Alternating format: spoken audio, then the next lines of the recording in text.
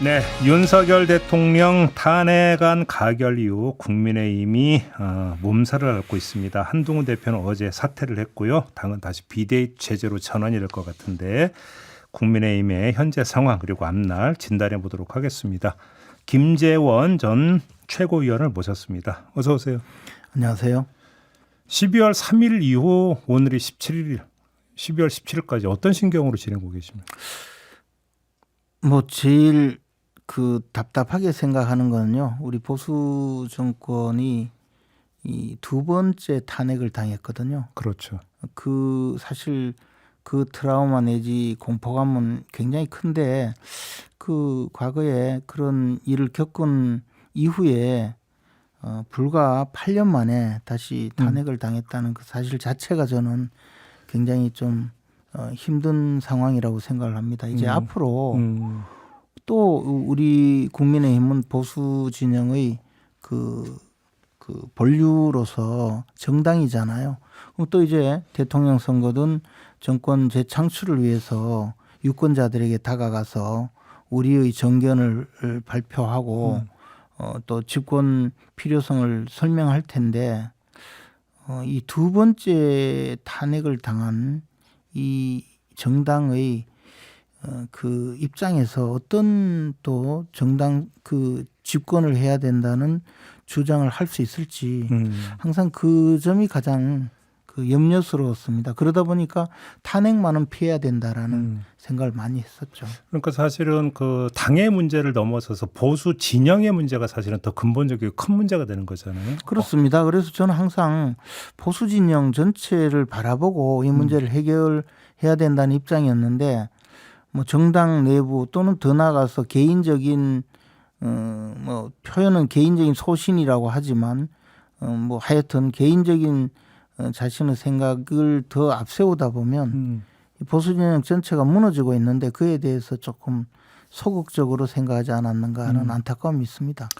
알겠습니다. 지금 당장 현안이 불거져 있기 때문에 이거부터 좀 여쭤봐야 될 것 같은데 비대위원장부터 선임을 해야 되는 거잖아요. 네, 그렇습니다. 어제도 의총을 한참 오랫동안 했는데 일단 그나마 이제 공통분모가 당 내에서 각종 원내에서 비대위원장 나오는 게 좋지 않느냐라는 약간 다수 의견이 있었다 정도만 지금 전해지고 있는데 누가 될 거라고 전망을 하세요? 어쨌든 중진 의원님들이 여러 분 계시니까 네. 중진 의원님들이 잘 판단해서 결정하지 않을까 생각하는데요. 다만 이제 또 이준석 전 대표도 사실은 자신의 실책과 과오 그리고 더 나아가서 자신의 당내 입지를 통해서 제대로 리더십을 발휘하지 못함으로써 당대표직을 잃게 되었고 비대위가 출범을 했는데도 불구하고 그 후에 마치 대통령이 자신을 몰아낸 것처럼 계속 주장해 와서 오늘날 그런 인상이 굳어져 있거든요. 한동훈 대표도 아마 그렇게 주장할 가능성이 굉장히 많으니까 네. 그 점에 대해서는 조금 고려를 해서 적절하게 비대위원장을 선출하지 않을까 생각합니다. 잠깐만요. 좀 부연 설명이 필요할 것 같은데 어떤 뜻으로 그런 말씀하시는 겁니까? 그러니까 이제 한동훈 대표가 소수파이기 때문에 몰아냈다 이런 주장을 할 가능성이 많은데 조금 그런 면에서 그러면 지금 최고님의 그런 말씀에 따르면 가급적이면 비윤 성향이 아닌 사람이 비대위원장을 맡아야 된다는 얘기로 연결될 것 같은데요. 친윤 성향이 아닌 사람. 아니 그 점까지 고려해서 지금 한동훈 대표를 제외하고는 다 친윤 아니겠습니까? 그러니까 당내 특히 원내 중진이라면 사실 대부분이 친윤 아닌가요? 그렇더라도 그런 입장을 그런 시각을 잘 고려해서 선정을 하면 누구가 친윤이다 아니다 이런 문제가 아니고 이 상황에 이르게 된 사정을 국민들이 소상하게 알 수 있게 그 절차를 거치면서 비대위원장을 선정하면 그분이 어느 누구라도 충분히 공감을 얻을 수 있을 거라고 생각합니다. 다만 말씀드렸듯이 너무 서두르지 않으면 된다는 의미이죠, 저는. 비대위 출범을 그렇게 서두를 이유는 없다고 보세요? 당장 뭐 오늘 내일 당장 서둘러서 할 필요 없이 네. 좀 더 공감을 얻어가면 충분히 가능하지 않을까 근데 생각합니다. 지금 최고께서 그 말씀을 하셨는데 어제 한동훈 대표는 대표직을 물러나면서 쫓겨난다는 표현을 썼거든요. 그래서 한동훈 대표는 스스로 또 최고위원 5명이 모두 사퇴해버려 최고위가 붕괴되었다. 그래서 쫓겨났다 표현을 썼는데 자신과 가까운 분들도 이 상황은 더 이상 최고위원직을 수행할 수 없다고 판단하고 사퇴했거든요. 예. 저는 저 원외이기 때문에 그 상황을 모르고 있다가 마지막에 통보를 받고 사퇴했어요. 그래서 쫓겨난 것이 아니고 스스로 신임을 얻지 못했다는 생각을 좀 했으면 좋겠어요. 아. 뭐든지 피해의식이 강하시고 자신만 늘 옳다는 입장에서 상대방의 허물을 들춰내는 것만 너무 집중하시다 보니 그런 표현을 쓰신 것 같은데 네. 신임을 잃었고 신뢰를 잃었다는 생각을 좀 하시면 좋겠어요. 그래요. 네. 근데 지금 당내 일각에서는 한동훈 전 대표 제명 요구도 나온다고 하던데요. 글쎄 그거는 뭐 적절하지 않는 표현이죠. 그래요? 그리고 그렇게까지 할 만큼 지금 상황은 아니라고 봅니다. 그래요. 한동훈 대표는 윤석열 대통령 담화를 보고 곧바로 제명하겠다면서 윤리위를 소집했어요. 그런데 그때 당시에 제가 그 소식을 듣고 예. 언론 보도도 나오기 전에 예. 실무진에게 연락을 해봤어요. 대표가 그 윤리위를 소집했다는데 대통령 제명 절차를 곧바로 진행할 수 있냐고 물었더니 예. 현직 대통령의 제명 절차에 대해서 박근혜 전 대통령 때 이미 검토를 했다는 겁니다. 어떻게 돼 그래서 있다? 그것이 절차적으로 불가능하다. 불가능하다고요? 예, 그것이 왜냐하면 우리 당헌 단계에 대통령의 제명을 예상하지 못하고 아예 규정하지 않고 있다는 겁니다. 그러면 자진 탈당 외에는 방법이 없다?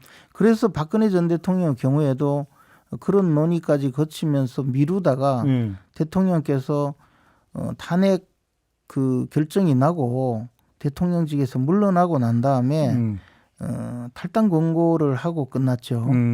그래서 지금 대통령이 현직에 있는데 윤리위를 통해서 제명 처분하는 것은 절차적으로 불가능하다고 하면서 근데 지금 대표가 저렇게 요구를 하고 있는데 어떡할 거냐 했더니 하는 말이 저러다 못할 겁니다.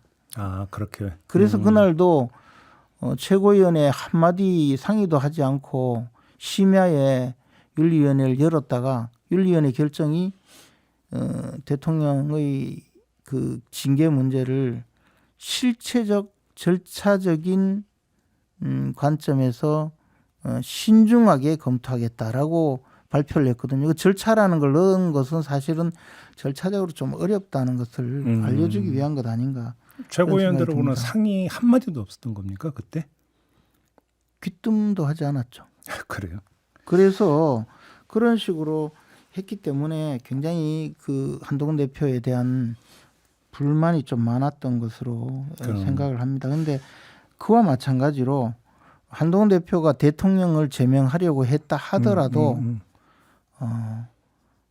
그것 가지고 또는 그 외에 여러 가지 저 절차적이든 여러 가지 당을 전행하는 문제가 좀 있기는 있었지만 그렇다고 하더라도 지금 이 어려운 판에 한동훈 대표에 대해서 징계를 논할 그런 정도는 전혀 아니라고 생각합니다. 그렇게 보시고요. 예. 자, 이건 어떻게 보세요? 12월 3일 이후 오늘까지 자, 국민의힘에 내지 한동훈 대표에게 결정적으로 영향을 미쳤던 아주 중대한 분수령이 몇 개가 있을 수가 있을 것 같습니다. 네. 예를 들어서 뭐 이제 그 한덕수 총리하고 공동 담화를 발표했을 때라고 봐야 되는 건지, 네. 아니면 용산에 가서 윤석열 대통령을 만났을 때라고 봐야 되는 거지. 네. 가장 결정적 장면이 뭐라고 보세요? 최고께서 근데 보시기에. 이제 저는 이제 한동훈 대표가 계엄령 그 해제 그 계엄 해제 결의안을 계엄 해제 결정을 국회 본회의에서 할 때 본회의장에서 있었지 않습니까? 근데 이제 스스로 그것을 너무 크게 생각해서 우리 당에서 자신과 비교적 소수가 계엄을 반대했고 나머지는 다 찬성한 것으로 지금 생각하는 것 같아요. 네. 그러나 우리 당의 의원들 내지 구성원의 대다수는 계엄을 찬성한 적이 없어요. 근데 결국 본회의장에 안 들어온 거 아니냐 이렇게 주장하잖아요. 그런데 그때 당시 상황은 안 들어간 것이 아니라 혼란이 있었고 예. 그러다 보니까 적절하게 대응하지 못했을 수도 있는 것이고 네. 또 의원총회가 좀 혼란스럽게 되고 뭐 하여튼 저도 그 내용을 듣긴 들었지만 확인이 되지 않아서 그런데 한동훈 대표는 우리 당이 마치 계엄을 옹호한 당이라든가 또는 우리 당의 구성원 대다수가 계엄을 찬성했다든가 그런 생각을 좀 하지 않았으면 좋겠어요. 여기서부터 굉장히 처음부터 엇나갔다라는 말씀이시죠? 저는 그렇게 생각해요. 그래요? 네. 그리고 우리 당이 계엄을 막았다 이런 표현도 이 계엄 자체가 이미 민주당이 과반수 의석을 차지하고 있기 때문에 어떤 형태로든 계엄 해제가 곧 될 수 있는 상황이었거든요. 그러니까 그럼 최고님의 지금 말씀을 정리를 하면 윤석열 대통령 제명 추진에서 드러나는 게 한동훈 대표 일방 통행인데 네.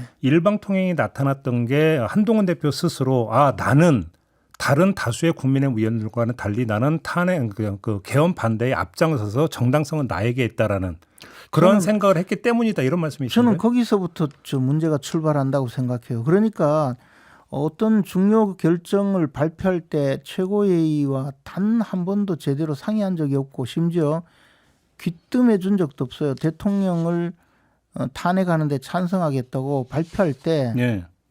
그 직전에 우리가 최고회의를 열었는데 한마디도 하지 않고 나가서 발표했거든요. 그래요. 네. 그리고 물론 당연히 이 징계 요구는 더더욱이 그래서 뭐 더더욱이 한마디도 상의하지 않았고요. 네. 그러다 보니 이게 점점점 이제 한동훈 대표의 결정에 대해서 이 독단적으로 결정한다는 생각을 할 수밖에 없었죠. 그 일련의 과정에서 이른바 친한계는 해체가 됐다고 보세요? 어떻게 평가하십니까? 그건 이제 각자 생각의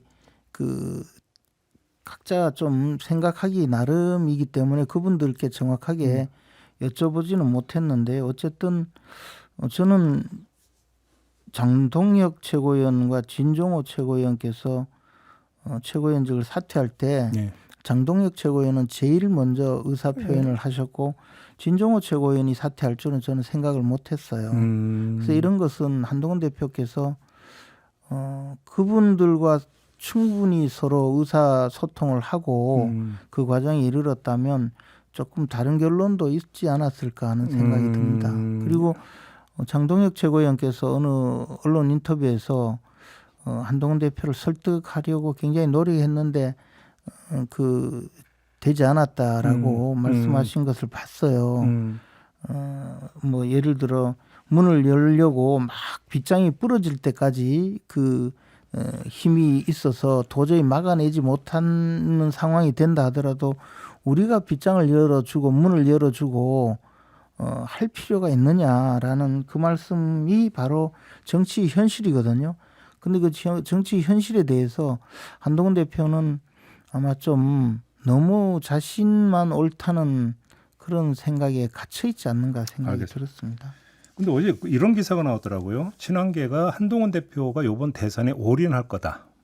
그러니까 그래서 어차피 이제 탄핵 심판 국면으로 들어가면 결국 이 계엄 반대에 앞장섰던 한동훈 대표의 면모가 다시 재조명될 것이고 그게 대선으로 가는 발판이 될 것이다. 이런 판단에서 대선에 올인할 거다. 이런 뉴스가 나왔더라고요. 앞날을 어떻게 그래서 이제 그 전제가 자꾸 계엄 반대를 혼자만 하신 것처럼 말씀하시는데 계엄령에 대해서 반대 의사를 갖고 있는 사람은 저도 반대 의사예요. 저는 좀 계엄령을 선포한 데 대해서 굳이 지금 상황에서 이게 무슨 계엄령이냐 하는 생각이 저도 있어요. 예. 그래서 자꾸 혼자만 무슨 이 당에서 다른 의사를 가지고 있었는 것처럼 말씀하시는 것 자체가 좀 다른 많은 우리 당의 구성원과 당원들에게 좀 당원들의 생각과 좀 다른 입장이 될 수가 있거든요. 네. 너무 그렇게까지 생각하지 마시라는 거죠. 그런 겁니까? 독점하지 말라는 말씀이신가요? 아니 남들과 다르다는 생각을 하면서 내가 당신들과 다르기 때문에 나는 옳다라는 생각이 잘못이라는 거죠. 헌재 판단은 어떻게 나올 거라고 전망하세요? 객관적으로. 객관적으로 헌재 판단에 대해서 지금은 뭐 당연히 뭐 지금 조기 대선이니 뭐 그런 이야기 하는 것 자체가 헌재에서 그렇죠. 탄핵이 인용될 거라는 생각이시잖아요. 그런데 또 상당히 이론적 근거를 가지고 이 헌재에서 기각될 것이라고 주장하는 분들도 있어요. 그럼 최고께서도 그러니까 계엄령 선포는 일종의 통치행위다 이렇게 보세요?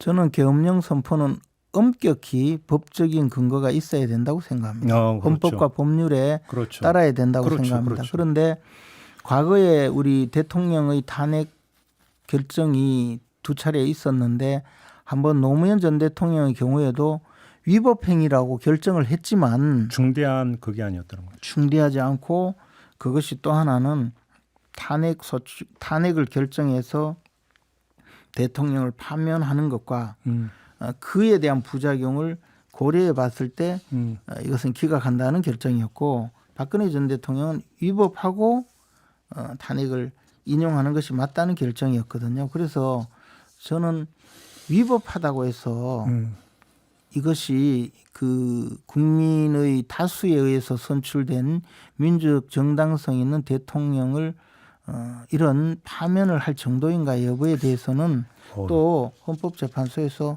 여러 가지 판단의 의견이 있을 수도 있다고 봅니다. 국민 앞에 총불을 겨눈 것처럼 중대한 사안이 더 있나요?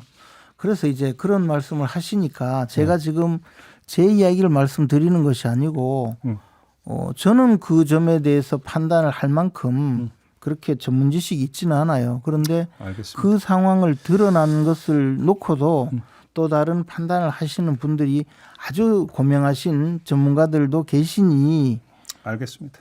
헌재에서 여러 가지 논란이 있지 않겠습니까? 그래서 지금처럼 일방적으로 이 탄핵은 무조건 수용될 것이다, 인용될 것이다라는 생각에 좀 다른 결정이나 다른 의견이 있을 수도 있다는 점을 말씀드린 거죠. 탄핵 심리는 이제 시작이니까요. 좀 지켜보도록 하고요. 오늘 인터뷰는 좀 이렇게 마무리하겠습니다. 고맙습니다. 고맙습니다. 네, 김재원 전 국민의힘 최고위원이었습니다.